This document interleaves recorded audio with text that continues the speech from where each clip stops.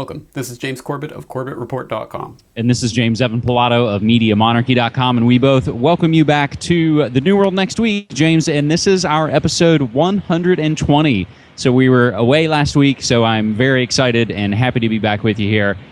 Everything that you need, all the documentation, all the audio, video, all that and so much more, newworldnextweek.com. James, let's get right into it with a story that is making the rounds in the geopolitical scene, but it goes into so much more, as we always see here. This comes from the Associated Press, and we grab it from the Washington Post.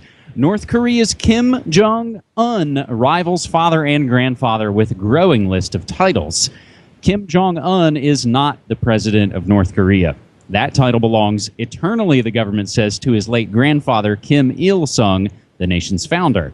But the younger Kim has picked up a slew of big titles in the 7 months since he became the country's leader.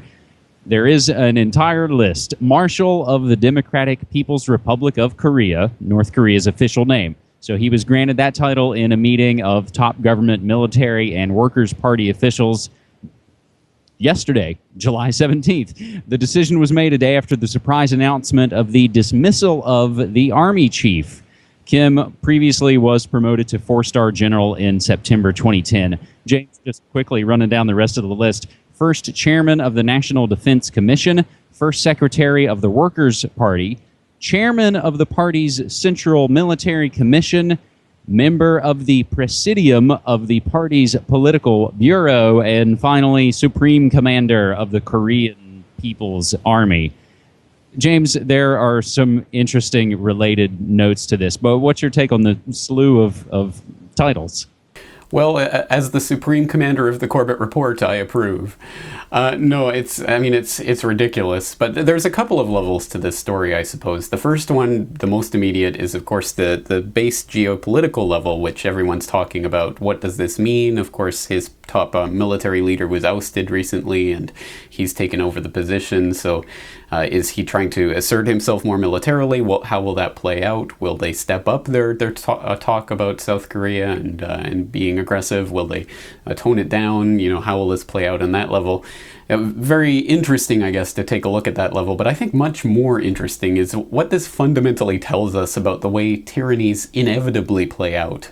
Because we've seen this time and time again throughout history, that as the tyrants become more and more detached from reality, and you get the second, third, fourth, fifth generation tyrants down the line who have never known anything outside of this complete and total pandering to their every whim, they become so detached from reality, and the entire tyranny itself becomes so detached from reality that you have these made-up, ridiculous stories and titles and all of this pomp and ceremony, and eventually it ends up with, you know, the Caesars marrying their horses and things. I mean, it just becomes this type of insanity, and we can look at that from our perspective and laugh at the North Koreans. So they actually believe that, you know, Kim Jong-il, you know, was born on some mountaintop and, you know, descended from the heavens, or whatever it is that they're taught in school. But I think all this is the logical extension of this type of tyrannical form of government, which we've already seen instituted in our own levels, in our own republics and kingdoms, or wherever you happen to live on this globe, where the leaders just get much more detached from reality as time goes forward. So I think that this is just an interesting glimpse into what the next stage in all of this is. And it's always irrational, and it always asks the people to buy into that rationality. And if they don't, at least on the surface, buy into it and wail and weep and moan when their beloved leader dies, etc., as we saw recently in North Korea, you'll get dragged away to the camps and worked to death. So it's just an interesting little insight into how these tyrannies inevitably devolve. And unfortunately, as our next story will show us, we're not so far away from that in our own countries as we'd like to think.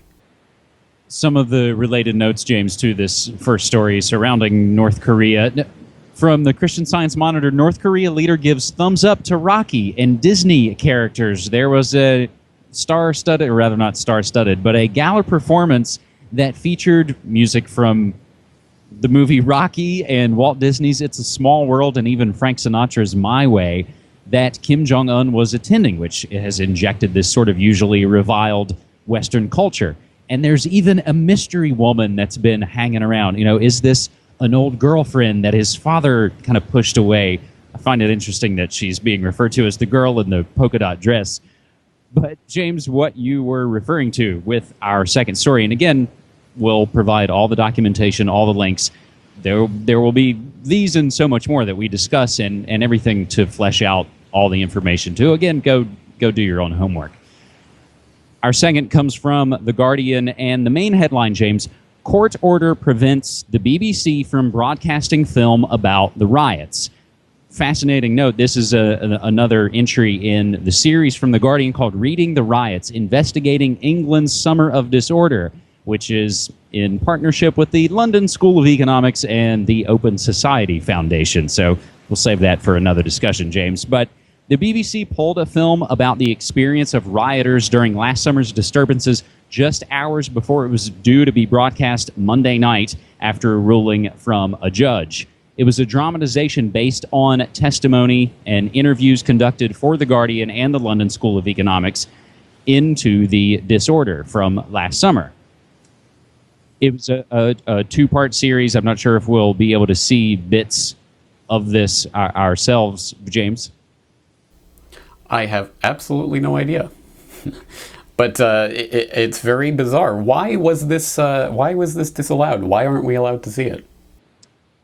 That is an excellent question. I can't help but... It doesn't say. It says that we're not even allowed to know why this film isn't being allowed to be shown, which I thought was particularly Orwellian, especially coming from the Big Brother corporation that Orwell was writing about. I mean, everyone knows he worked for the BBC. He worked as a propagandist. He was writing about the BBC in 1984. And here we are. We have this BBC documentary of sorts that they're not allowing to show us, and they won't even say why they're not allowing it. It's so Orwellian, so bizarre, so tyrannical. But just another step along the road to the police state. And as I understand it, I mean, it's not the only example of this type of censorship that we've seen lately or are likely to see. A court order has been made that has prevented the BBC from broadcasting the program The Riots, in their own words, tonight. We will put it out at a later date. The BBC did not give details about the nature of the court order or which judge made the ruling. That's even better, James. On a related note, one would say this could unfortunately set the stage for God knows what they're preparing and who are they in the first place. But for the Olympics, which are coming very soon, James, I also relate it in specifically to the riots last summer in London, that we can look here in America and just recently in Florida. There was a really bizarre kind of flash mob or flash rob, if you will, as we've seen these go all around, and the video in a way almost reminds me of The Birds. So mentioning Hitchcock, James, and this episode of New World Next Week has been replete with media references, which I'm always happy with. From MTV.com, James, I don't believe we've cited them as a source before, but here it is for our third story this week. Is The Dark Knight Rises a political flick? When moviegoers finally lay eyes on the ultimate installment of Christopher Nolan's Batman trilogy, The Dark Knight Rises, they might wonder whether the writer-director consulted a psychic hotline before penning the Caped Crusaders finale. After all, with themes of terrorism and economic inequality, the narrative feels oddly prescient. But should it? Are the film's themes purposefully political, or is it a matter of audiences drawing their own conclusions based on current events? So MTV News interviewed Gary Oldman and Joseph Gordon-Levitt from the film, where Oldman says, "I think it's what people read into it." At the time, I don't think 2.5 years ago, that you can predict that. You can take the temperature of something, but you can't.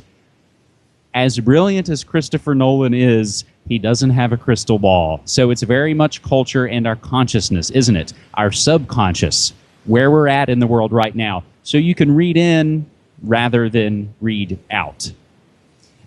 The other note to this, James, that I find fascinating, which, again, it all swirls around in the media stew. I saw it several days ago from a source I often cite, Lauren Coleman of The Copycat Effect. He had it out days ago, making the connection, and perhaps he wasn't the first, but to Bane and Bane. Bane, capital being Mitt Romney, and then Bane, the main enemy in this Batman film that, even older comic geeks like myself will remember when it was such a big deal that Bane broke Batman's back in the comic books years ago. So the predictive programming and the memes are all there floating around, but then you see it kind of filter to the surface where today you have Rush Limbaugh talking about it and CNN now covering it. And yeah, on CNN, Limbaugh and the Dark Knight Rises conspiracy, James. So is it a political flick? That's a great question. I wouldn't know because I haven't seen it, and I'm in fact not really planning to see it because I don't actually enjoy those Batman movies as much as the rest of the world seems to, but whatever, maybe that's just me. But I don't really understand what the MTV article's even talking about because it was written 2.5 years ago, but it was talking about terrorism and economic collapse, as if terrorism and economic collapse wasn't happening 2.5 years ago. Like, there's nothing at all prescient about this as far as I can see. It was actually happening, and perhaps even more so a few years ago, in the midst of the economic crisis. So I don't really get it. But at least they're talking about this and raising the specter of predictive programming and making people think about how Hollywood intersects with the economy and the world at large and what they're trying to make us think about. So at the very least, hopefully it'll wake up a few of the more zombified people who are just in that stupor watching anything that comes out of Hollywood to maybe make them think about how this intersects with the real world and how it's trying to influence people's brains. I've covered recently a lot of the other kind of bizarre imagery with singer Lana Del Rey and her recent video called National Anthem that plays sort of her as Jackie O, and then there's a black JFK, and today we have the birther story back in the news, and we also see political campaigns using a Bible verse to something about let his days in office be short. So James, you can just glance at almost any news source in the world and have this moment of just, what on earth is going on? And that's ultimately where we're at trying to ask that question and trying to figure it all out. James, just briefly in closing, if I may, I was out of town last week, so I have been kind of out of the loop, and I'm kind of working to put everything together to get back on the air with Media Monarchy this coming week. We will be live on the air. However, Twitter.com/Media Monarchy is pretty much always tapped in and up to date. And I could be out of town and come back and check my Twitter feed and see all of these memes playing out, whether it's the economy or geopolitics or Bane and Batman and predictive programming. The other note, James, I've been out of town, out of the loop, and I've been a little bit out of sorts, which we can get into tomorrow on the latest episode of Food World Order. You say tomorrow, but you mean tonight, because people will be watching this on Thursday, American time. But yes, absolutely. Tune into Food World Order on Corbett Report Radio Thursday nights, 9 p.m. Central, republicbroadcasting.org, and it will be archived at corbettreport.com, video and audio. So, James, excellent. Thank you as always. Looking forward to talking to you. Thanks so much. I appreciate it. Take care.